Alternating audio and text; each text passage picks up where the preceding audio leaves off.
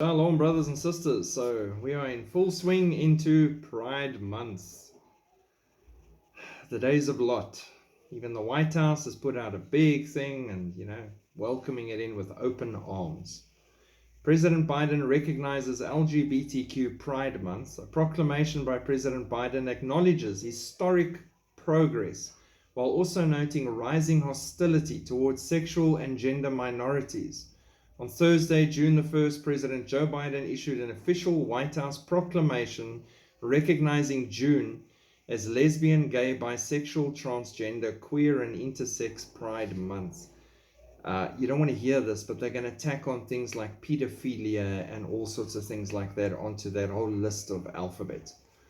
Over the past year, we have witnessed the extremists target trans people, but they don't mention how many trans people attacked believers and churches and things. Drag queens, LGBTQ children, and other essential groups that make our communities strong.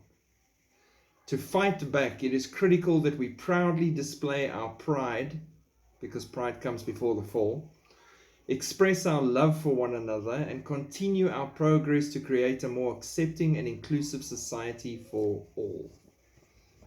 Now, if we jump to Luke 17, verse 28, it says, "It was the same in the days of Lot. People were eating and drinking, buying and selling, planting and building. But on the day Lot left Sodom, fire and sulfur rained down from heaven and destroyed them all."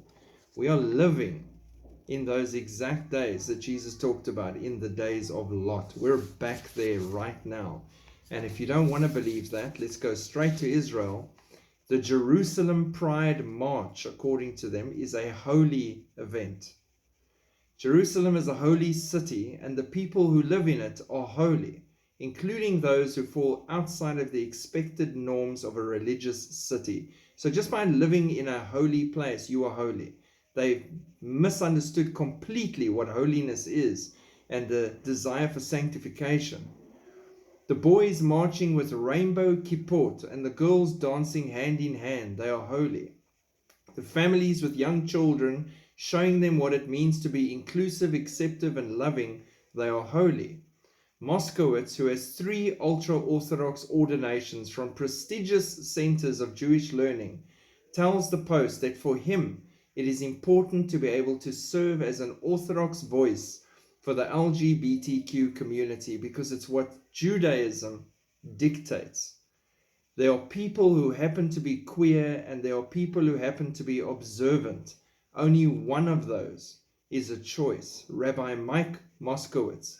So in his mind, it's a choice to follow God, to be observant. It's not a choice to be in the sin that is being celebrated in Jerusalem of all places. How twisted is this? And they're wearing rainbow kippot. That's the little kippah on the back of the head. It symbolizes the covering of God. Now it symbolizes the covering of evil on you. And this is Israel.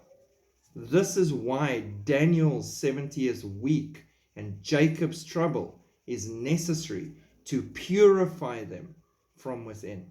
Pray for Israel and keep looking up. We are out of here shortly. God bless and shalom.